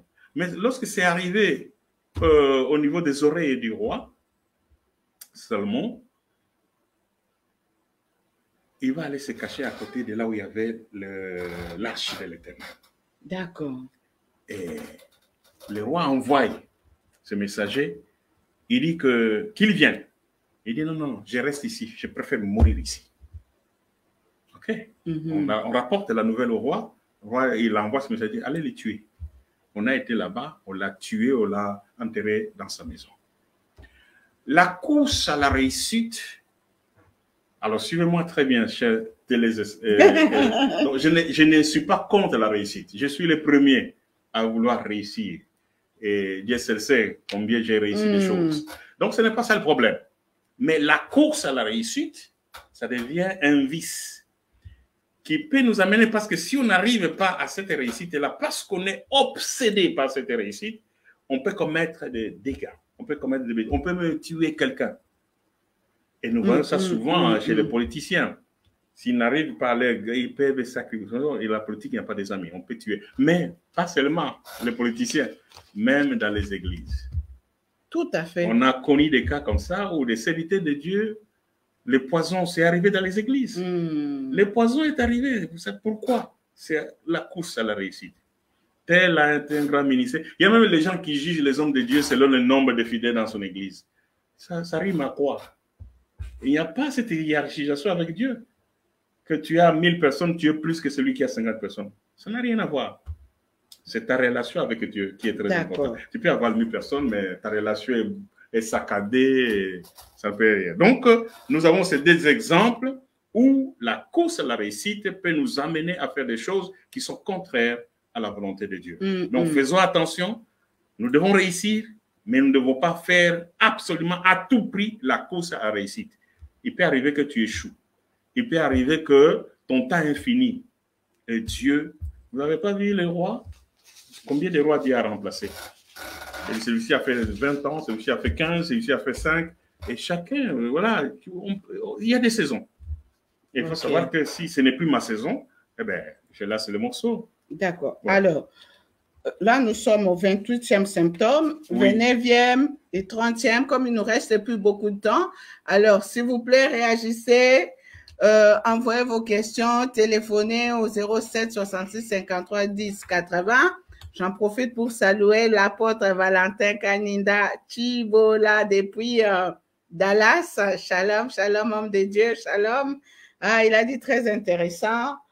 Voilà, alors, on court vers la montre. Voilà. Alors, 29e symptôme et 30e symptôme. Non, on va se limiter là. On laisse les... D'accord. On va se limiter là, mais j'ai une phrase très importante. Alors, avant la conclusion. Avant la conclusion, OK. Toujours au symptôme là que nous avions, la course à la réussite. D'accord. Alors, cette phrase-là, vous pouvez la noter. Dieu n'appelle pas réussite tout ce que nous appelons réussite. Dieu n'appelle pas réussite tout ce que nous appelons réussite. Et il n'appelle pas non plus échec tout ce que nous qualifions d'échec. Voilà. Il y a des choses que nous appelons échec, mais pour Dieu, c'est une grande réussite. Il y a des choses que nous appelons réussite, et pour Dieu, c'est vraiment un échec total. Mais nous croyons que c'est une réussite. OK. Ah, c'est pour cela qu'on dit que autant les cieux sont éloignés de la terre, autant les pensées de Dieu sont éloignées de nos pensées. Voilà. D'accord. OK. Voilà, maman. Voilà, si on peut maintenant conclure, mais voilà. Alors, avant la conclusion, peut-être quelques questions. Bien sûr. Alors là, tout à l'heure, docteur Omari, vous avez parlé de la course à la réussite. Oui. Hein? Mais la parole de Dieu nous dit, l'apôtre Paul lui-même disait, je cours vers le but, je cours pour remporter la couronne, je cours. Mais ça, c'est pas la course à la réussite aussi? C'est différent. Ah. L'apôtre Paul, quand il dit, il court, là, il court pour faire la volonté de Dieu. C'est-à-dire, il court pour ne pas mentir. Il court pour ne pas diffamer les gens. Il court, c'est ça la course. Il court pour faire du bien aux gens. C'est ça la course qu'il fait. Au fait, il court pour faire la volonté de Dieu. Mais ces gens-là aussi, la course pour faire la volonté de Dieu aussi, ils veulent réussir. Non, la course à la réussite, ça revient toujours vers nous. Parce que je ne veux pas quitter. Je vais tuer un frère, je vais empoisonner un frère parce que moi je vais être plus que lui. Je vais rester, c'est moi qui vais régner. C'est différent. OK. L'apôtre Paul, il court pour faire la volonté de Dieu. D'accord. Pour dire toujours la vérité. D'accord. Alors, une autre question, docteur Omari, une autre question. La parole de Dieu nous dit que depuis toujours, le royaume des cieux est forcé. Et ce sont les violents qui s'en emparent. Les violents qui s'en emparent. Voilà. Alors, quelque part, on voit il y a un esprit de compétition. Pour s'emparer de quelque chose, ça veut dire que tu t'es battu pour remporter. Bien sûr. Hein? Oui. Et la fois dernière, vous nous avez dit qu'un orgueil a toujours cet esprit de compétition. Alors, qu'est-ce que vous pouvez dire par rapport à ça? Bonne question. Merci. Bonne question, et je pense que Dieu va nous donner une réponse. Amen. On parlait de Jean-Baptiste, de cette histoire-là, de cette citation, que le royaume de Dieu appartient aux violets, ce sont les violets qui s'en emparent. Alors, on s'en empare par rapport à qui? C'est par rapport à l'ennemi, c'est par rapport au diable. Voilà, parce que lorsque le diable met des bâtons dans les roues, lorsque le diable nous empêche de faire la volonté de Dieu, je dois être violent. Lorsque mes genoux ne veulent pas se mettre à genoux, et parce que le sang dit que je dois circuler, je m'appelle sang, il ne faut pas que tu te mettes à genoux. Je me fais violence de me mettre à genoux. Lorsque mon ventre, mes intestins me disent que non, je mange quand même 3 fois par jour, arrêtez vos jeûnes à sec là de 2 jours là, je dois manger, je m'appelle intestin. D'accord. Alors, moi je dis aux intestins, calmez-vous un peu. Ok. C'est ça, j'utilise la violence pour faire la volonté de Dieu, les choses qui vont contribuer à me faire avancer dans les choses de Dieu. La violence, ce n'est pas par rapport à mon frère. La violence, ce n'est pas par rapport à ma soeur, ce n'est pas par rapport à mon pasteur, à mon diacre, à mon ancien. La violence, c'est par rapport à l'ennemi. C'est par rapport à celui qui m'empêche de faire la volonté de Dieu. C'est à celui-là que je dois utiliser la violence. Ce n'est pas contre mes frères et sœurs. D'accord. Alors, une autre question, docteur Omari. Oui. Une autre question. Mesdames et messieurs, restez branchés, envoyez vos questions. Docteur Omari est là pour y répondre. Une autre question, docteur Omari. Oui. Alors, la question, elle est celle-ci. OK. J'ai un cas de figure, hein, deux individus. Oui. Une personne qui est matériellement bien, il a tout ce qu'il faut. D'accord. Il est béni de Dieu, il a tout ce qu'il faut. OK? Et une autre personne, il n'a rien. Matériellement, il n'a rien. Oui. Maintenant, une troisième personne qui se propose de les aider tous les deux. D'accord. Maintenant, la personne qui est matériellement bien, et c'est la vérité, il est bien, il dit à la personne, non, non, non, non, je n'ai pas besoin de toi. D'accord? Je n'ai pas besoin de toi, je n'ai pas besoin de ton aide, j'ai tout ce qu'il faut. D'accord. OK? Une autre personne, celle qui n'a rien, elle aussi, elle dit non, non, non, je n'ai pas besoin, j'ai tout ce qu'il faut. Donc, on a deux individus, une personne qui dit la vérité, qui est bénie, il a tout ce qu'il faut, il a tout ce qu'il faut, et une autre qui ment. Il n'a rien, mais il refuse l'aide. D'accord? Alors, entre les deux, qui est orgueilleux? Est-ce que c'est lui qui a dit la vérité en refusant l'aide? Est-ce que son attitude, c'est une attitude d'une personne orgueilleuse? Ou bien l'autre personne qui a menti, hein, il est vraiment dans le besoin, il a menti, il dit je n'ai pas besoin d'aide. Il dit non, je refuse, je n'ai pas besoin, j'ai tout ce qu'il faut, il a menti. Lequel des deux peut être qualifié d'un orgueilleux? Celui qui n'a rien, il a refusé.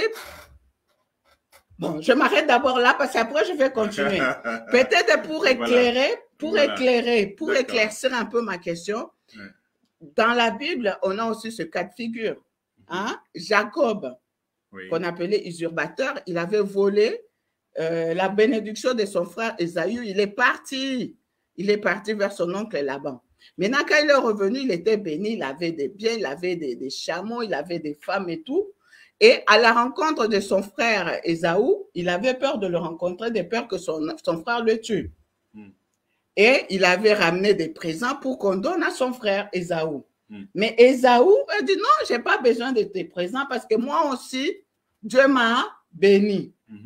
Est-ce que l'attitude d'Ésaü, effectivement, Ésaü était béni, est-ce que l'attitude d'Ésaü, c'était une attitude d'une personne orgueilleuse ou pas? D'accord. Vous voyez, est-ce que vous comprenez un peu? Si. J'essaie d'éclaircir un peu la question. J'ai compris. J'ai compris la question. Voilà. Revenons à ces deux personnes, qui est riche et l'autre qui n'est pas, et puis qui refuse l'aide. Voilà. Une personne tierce. Chacun peut être orgueilleux à son niveau. L'homme riche peut être orgueilleux. Celui qui n'en a pas aussi peut être orgueilleux. OK. C'est-à-dire que Jésus était Dieu, 100% Dieu et 100% homme. Il avait tout. Mais on lui a donné des choses, non? Jésus. OK. On lui a donné des choses. Il y a des gens qui se sont occupés de lui. Il y a cette dame qui a versé, vous connaissez l'histoire, qui a versé le parfum le plus cher. On lui a donné de l'eau, on lui a donné à manger. Il pouvait faire des miracles lui-même, il se suffisait. Donc, il suffisait qu'il dise un mot, la chose existe. Mais, il a accepté certaines choses. C'est-à-dire qu'on peut être riche et avoir la suffisance des choses, mais on ne peut pas être riche dans tous les domaines. Et il peut arriver que quelqu'un te vienne en aide là où tu as des défaillances, même si tu es riche. Alors, l'aide était l'aide financière? Est-ce que l'aide était l'aide matérielle? C'était des conseils? C'était de ceci? Il faut voir tout cela. Mais celui qui a des moyens peut être, et ils sont orgueilleux d'ailleurs. Souvent, ils sont orgueilleux parce qu'ils n'acceptent pas quelque chose parce que ça, je ne peux pas prendre quelqu'un de quelqu'un qui n'a rien, quoi. Voilà, s'il part avec son raisonnement comme ça, je ne peux pas prendre quelque chose parce que je suis plus que lui. Ça, c'était l'orgueil. C'était l'orgueil. Et d'ailleurs, on dit toujours que quand on te donne quelque chose, il faut toujours prendre, même si tu n'en as pas besoin. Tu peux, toi, après, donner à quelqu'un d'autre. On dit toujours ça, c'est des conseils qu'on donne aux gens, hein, effectivement, pour éviter de frustrer les gens, effectivement, et d'être de ceci et de cela. Mais celui qui n'en a pas aussi, et qui s'est dit que voilà, parce qu'il ne veut pas monter ses faiblesses, on a dit, on a étudié que l'orgueil ne veut pas monter ses faiblesses. Parce qu'il me donne peut-être parce qu'il a vu que je suis pauvre, que je n'ai rien. Et si j'accepte, donc, il va un peu parler de moi un peu partout, c'est moi qui lui ai donné. Ouais, ça, c'est l'orgueil. Il a refusé parce qu'il a pensé à ça. Ce n'est pas parce que vraiment il voulait ou qu'il y a... Non, non, c'est parce qu'il a pensé à lui-même d'abord. D'accord. Et à cause de cela, il a refusé l'aide qui lui était peut-être salutaire. Et donc, on peut avoir des moyens et être orgueilleux. On peut être pauvre et être orgueilleux. Donc, l'orgueil, ce n'est pas seulement celui qui n'en a pas, mais celui qui a aussi peut avoir... Alors, il faut revenir dans ton exemple maintenant de Jacob et d'Ésaü. Et d'Ésaü. Alors... Tous les deux étaient bénis, hein? Tous les deux étaient bénis. Tous les deux étaient bénis.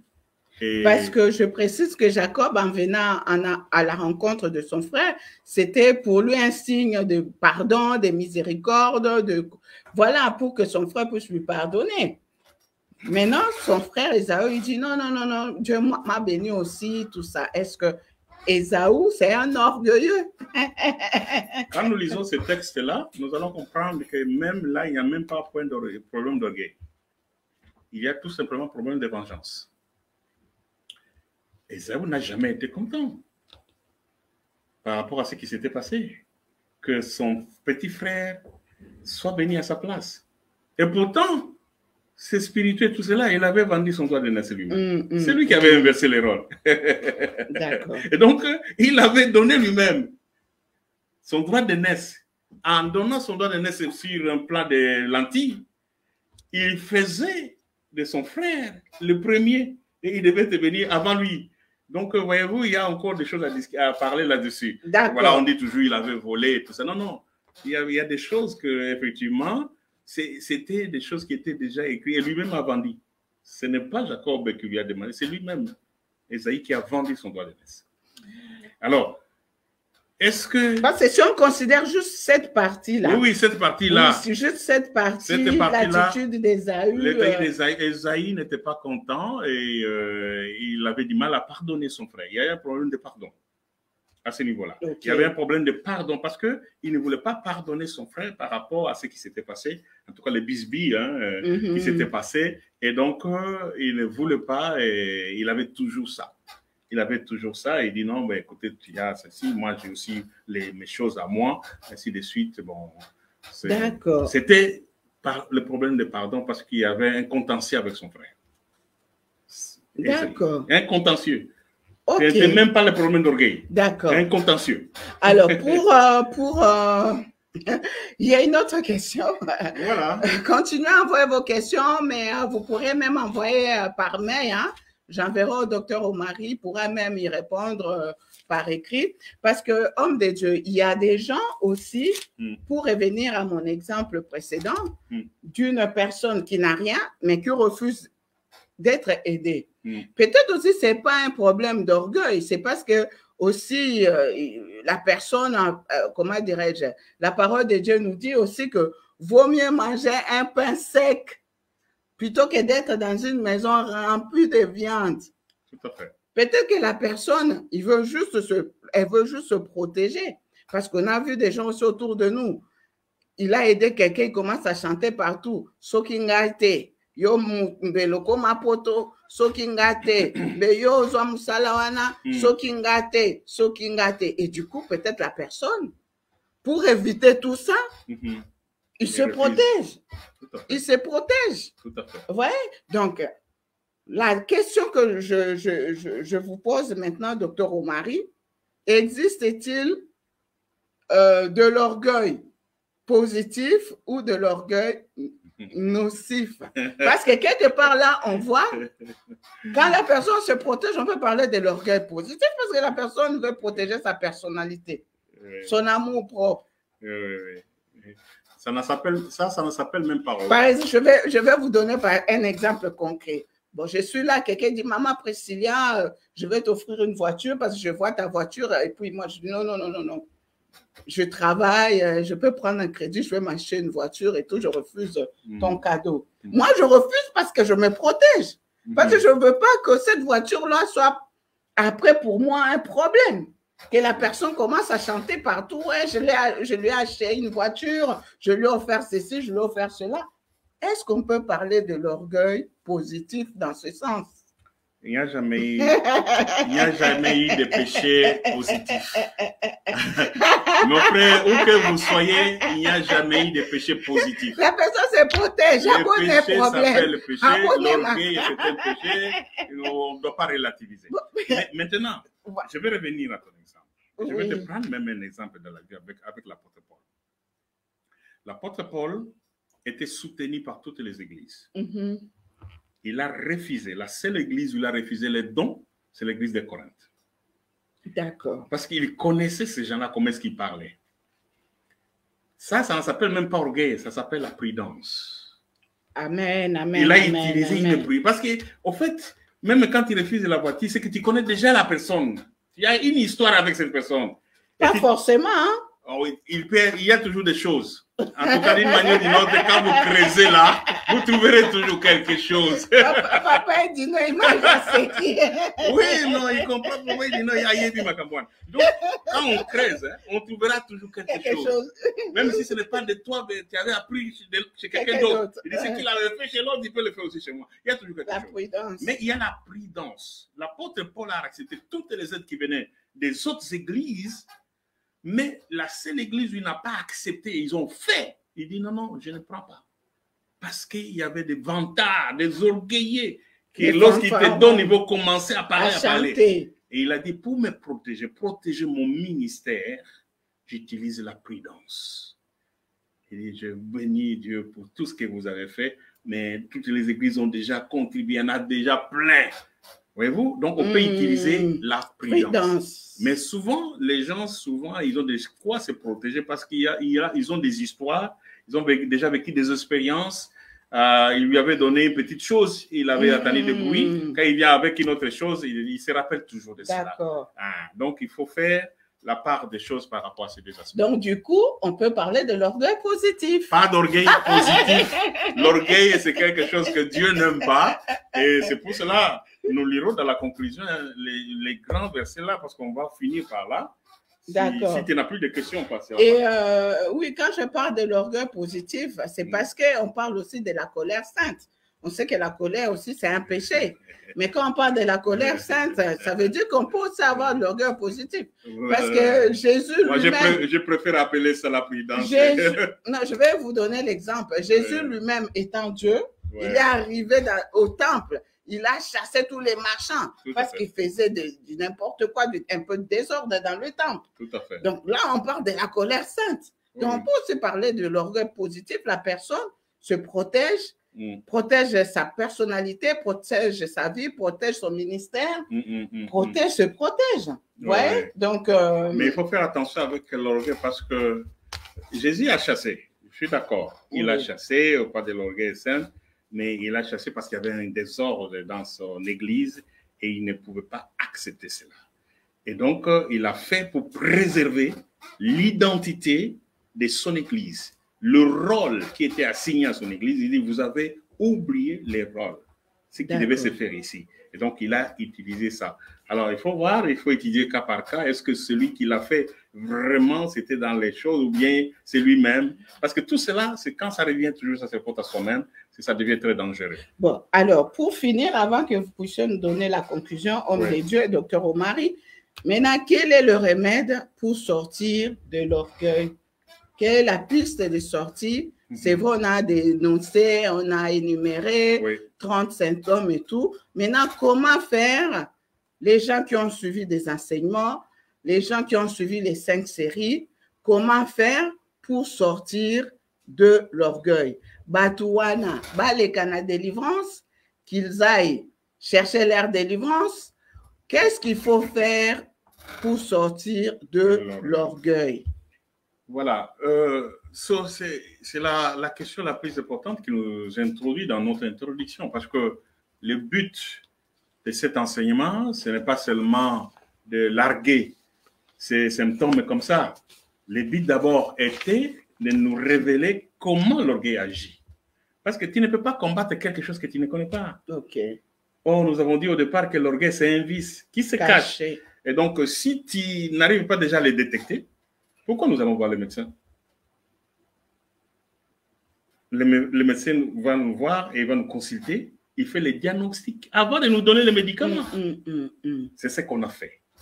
Nous avons fait les diagnostics autour de cette problématique qu'on appelle orgueil. Maintenant, après ce diagnostic, nous pouvons estimer à ce moment précis que le débit pour résoudre ce problème d'orgueil, c'est la repentance. Ok. Dieu n'aime pas la mort d'un pécheur, mais Dieu aime que le pécheur accepte son péché, reconnaisse. Le point de départ de sortir de tout péché, de tout mal, c'est de reconnaître d'abord ses fautes. La repentance, c'est la reconnaissance de ses fautes. Il faut reconnaître que j'ai mal agi. Il faut reconnaître que je n'ai pas bien fait. Il faut reconnaître que, oh, je ne savais pas. C'est le but de cet enseignement. Ah, oh, ça, je ne savais pas. Il y a des gens qui ont fait des choses sans savoir que c'était mauvais. C'est pour cela que la Bible parle des péchés inconscients. C'est-à-dire qui ne viennent pas à ta connaissance. Tu ne connais pas que c'était un péché.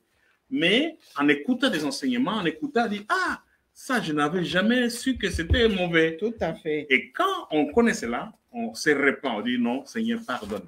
On reconnaît ses fautes. Pas seulement les reconnaître et se limiter là, parce que le remords, ça ne suffit pas. Il y a aussi des voleurs qui, voilà, ils regrettent d'avoir volé, mais il est parti avec le butin. Pour Dieu, le remords, c'est déjà bien, mais ce n'est pas suffisant. Il faut passer à la repentance. C'est-à-dire, la repentance, c'est abandonner, laisser de faire. Lorsque tu as découvert que tu étais toujours là pour dominer les autres, pour ne pas écouter, te demander toujours des traitements préférentiels, tu dis, j'abandonne cette attitude. D'accord. Tu prends la décision de faire un demi-tour à 190 degrés. Tu regardais là, maintenant tu regardes derrière toi. C'est ça. C'est ça la repentance. Il faut se repentir, il faut reconnaître et prendre la décision de ne plus faire la chose. D'accord. Alors, tout péché, on ne doit pas seulement passer par la délivrance. Tout péché, je pense qu'il est des choses qu'en prenant la décision, on peut s'en sortir. Il dit, je prends la décision de ne plus faire ça. Voilà, et tu appliques, tu t'abstiens à cela, tu fais vraiment, tu t'appliques à ne plus le faire. Et donc, à partir du moment où tu le fais, tu demandes la grâce de Dieu, tu pries.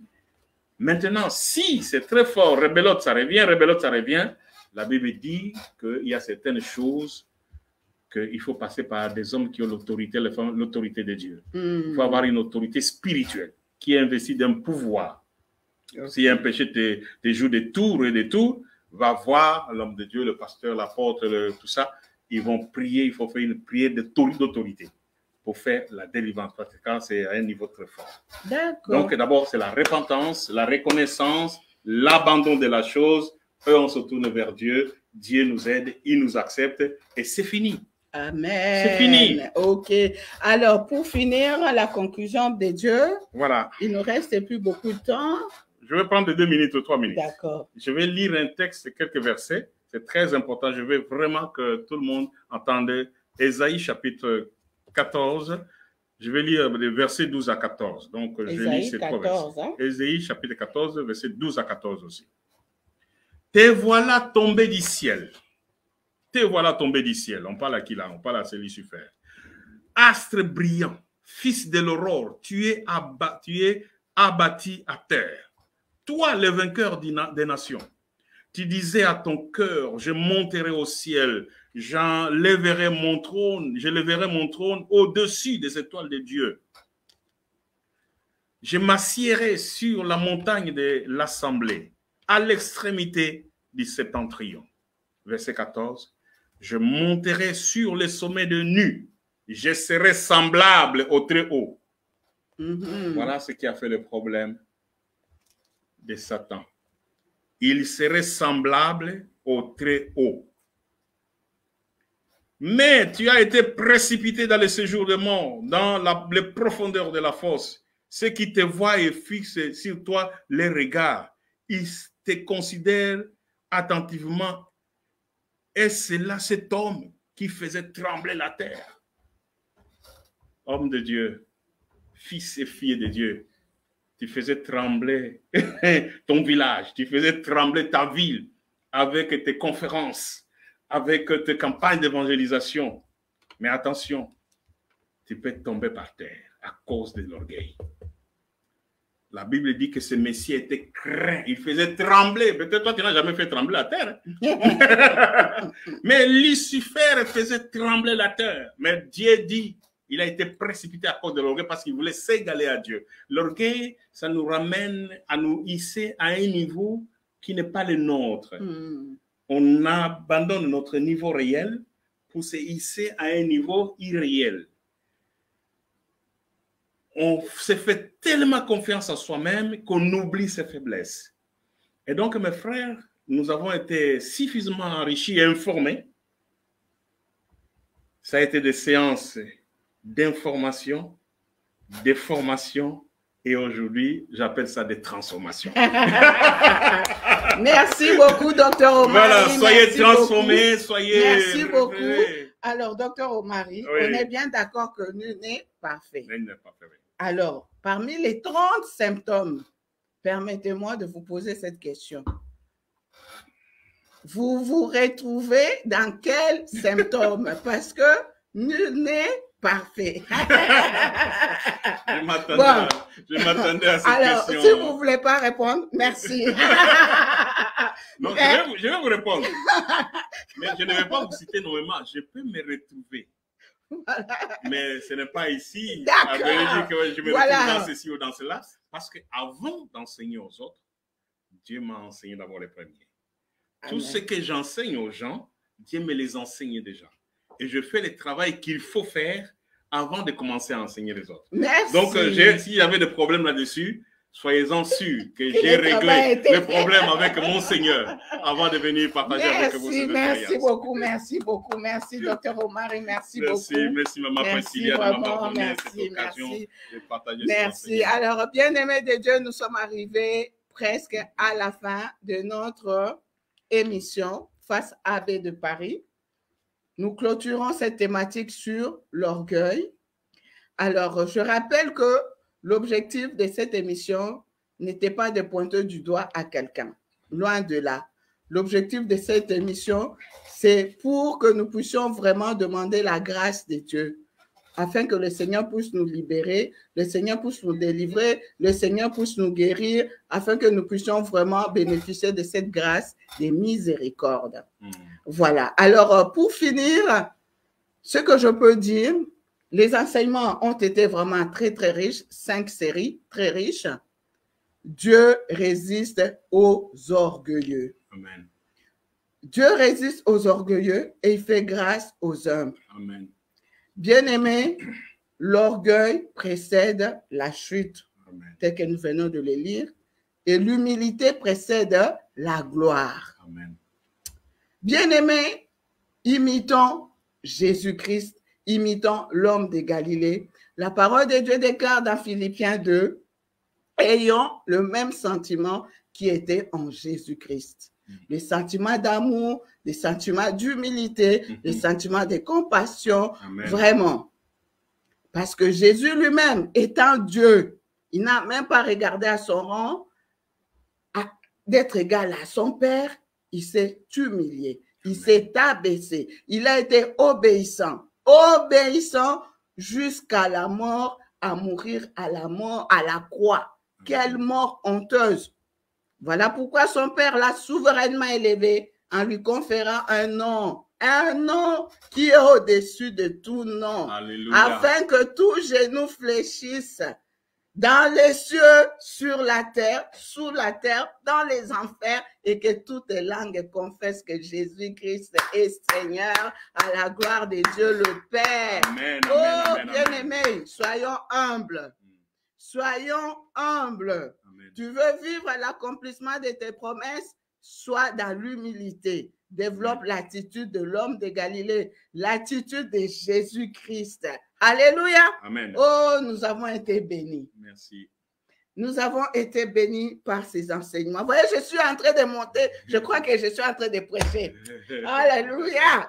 Dieu est bon, Dieu est bon, Dieu est bon. Aimons la parole. Amen. Voilà, merci de nous avoir suivis. Soyez bénis, bénis. Partagez la vidéo. J'en profite pour saluer Maman Mireille Mabumba qui nous a suivis, qui nous a encouragés. Le pasteur Miko Bachika, les guerriers, ainsi que Maman Ali. Ah, shalom, shalom, shalom. Voilà, merci à Papa Willy, merci à Edino Image. N'hésitez pas à les consulter, à aller suivre toutes ces émissions sur la RTP Paris, Radio Télé Puissance, et sur la plateforme aussi de la pastorale. Oui, on va mettre aussi. Voilà, donc n'hésitez pas à suivre, à partager, à partager, à partager. Voilà, et si vous souhaitez participer à l'émission, n'hésitez pas à vous manifester. Nous sommes situés au 70 boulevard Anatole France. C'est là que se trouve le studio, non loin de la porte de Paris à Saint-Denis. Les émissions sont gratuites. Voilà, c'est pas payant. Après, si le Saint-Esprit vous met à cœur d'encourager ces émissions, de bénir les émissions, n'hésitez pas à faire un geste symbolique, mais ne vous sentez pas du tout obligé. Voilà, alors je rappelle, notre conférence charismatique et prophétique est prévue pour le 10 septembre. Grâce à Dieu. Alors, notez-le déjà dans vos agendas le 10 septembre. Vraiment que le Seigneur nous fasse grâce pour faire mieux que la première édition. Voilà, voilà. Ben, nos condoléances encore au docteur Jossi. Et la semaine prochaine, par la grâce de Dieu, nous allons recevoir sur ce plateau le docteur Lévy, président de la pastorale congolaise de France. Nous allons recevoir le docteur Jossi. Et nous allons recevoir aussi le pasteur Aaron Kambi et Maman Magui qui sera reçue au mois de septembre. Voilà, le planning est déjà fait, mais n'hésitez pas à vous manifester. Il y a Galates 4, 16 aussi que nous allons recevoir dans le prochain jour. Voilà. Merci de nous avoir suivis. Que Dieu vous bénisse énormément. Merci, Dr. Omari. Merci, Maman Priscilla. Nous allons finir par la prière. Tout à fait. Nous allons prier, mes frères et sœurs, où que vous soyez. En tout cas, fixons nos regards vers le Seigneur et nous allons faire une prière écoute pour clôturer nos enseignements. Seigneur, nous voulons te bénir et nous voulons te rendre gloire et grâce. Nous te disons merci pour ces 5 séries d'enseignements sur les symptômes de l'orgueil. Nous avons fait ce que nous pouvions faire en tant que des humains, en tant que tes serviteurs. La part qui reste à faire, c'est à toi, Seigneur. Nous avons sémé, nous avons planté, mais celui qui fait, Seigneur, croître, c'est toi. Celui qui fait pleuvoir la pluie, c'est toi. Celui qui fait lever le soleil, c'est toi. Lève le soleil, fais pleuvoir la pluie dans le cœur de mon frère et de ma sœur, pour que notre intelligence humaine saisisse, comprenne effectivement ces vices d'orgueil qui gangrènent, Seigneur oh Dieu, notre vie spirituelle, nos communautés, nos familles, Seigneur, nos structures, nos associations. Nous voulons, Seigneur oh Dieu, être, Seigneur, libérés de ces fléaux, de ces vices.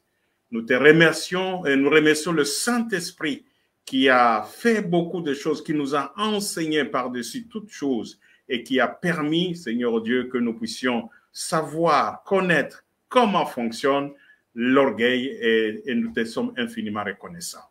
Nous voulons, Seigneur Dieu, reconnaître que nous sommes de pauvres pécheurs. Nous voulons accepter nos limites, Seigneur Dieu, nos imperfections et nous remettre à toi parce que tu as dit, si nous confessons nos péchés, tu es juste et fidèle pour nous les pardonner. Pardonne nos offenses, pardonne nos iniquités, accepte-nous tels que nous sommes avec nos défauts, Seigneur Dieu. Que ton sang précieux nous lave, Seigneur, nous purifie et nous sanctifie de toute souillure. Nous voulons, Seigneur, renaître de nouveau, Seigneur Jésus, avoir une nouvelle parure, éternel Dieu, briller comme, Seigneur Jésus, du soleil, parce que c'est à cela que tu nous appelles. Merci pour tous ceux qui vont suivre ces enseignements en différé. Continue à travailler ta parole, continue à faire du travail dans le cœur des hommes et des femmes de par le monde entier. Là où nous ne pouvons pas arriver, Seigneur Jésus, la technologie nous permet, Seigneur, d'arriver à différents endroits et que le Saint-Esprit maintenant fasse le travail qu'il doit faire. Le Saint-Esprit est là pour convaincre le cœur de l'homme de la justice, du péché et du jugement. Nous avons parlé, le Saint-Esprit va faire sa part.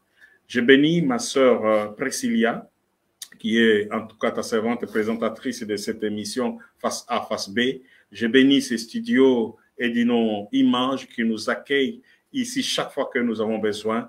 Nous prions pour ce lieu. Tu as dit que quelque part que vous entrerez, que le plante de pied fouleront ce lieu-là, dites que la paix de Dieu soit dans ce lieu-là. Nous sommes tes serviteurs et tes servantes. Nous avons, Seigneur Dieu, pointé, nous avons marché dans ces studios. Nous sommes là chaque fois et nous disons que la grâce qui nous accompagne, la bénédiction qui nous accompagne, reste dans ce lieu et qui ne manque de rien au nom de Jésus-Christ Nazareth. Que toute la gloire te revienne pour tout ce que tu es, pour tout ce que tu fais et au-delà de ce que nous pouvons penser et imaginer. Que toute la gloire te revienne au nom de ton Fils Jésus. Nous t'avons prié, Père, et nous pouvons dire Amen. Amen, amen, amen. Alors, merci Seigneur, gloire à Dieu. Alors, nous continuons notre programme de 50 jours de prière, 50 jours d'enseignement, comment vivre l'accomplissement de la promesse de Dieu, avec notre daddy, l'évangéliste international Kizamina Kibila Jean-Oscar, sur YouTube, Kizamina Kibila officiel. Voilà. Soyons bénis. Bye Au nom de Jésus. Bye.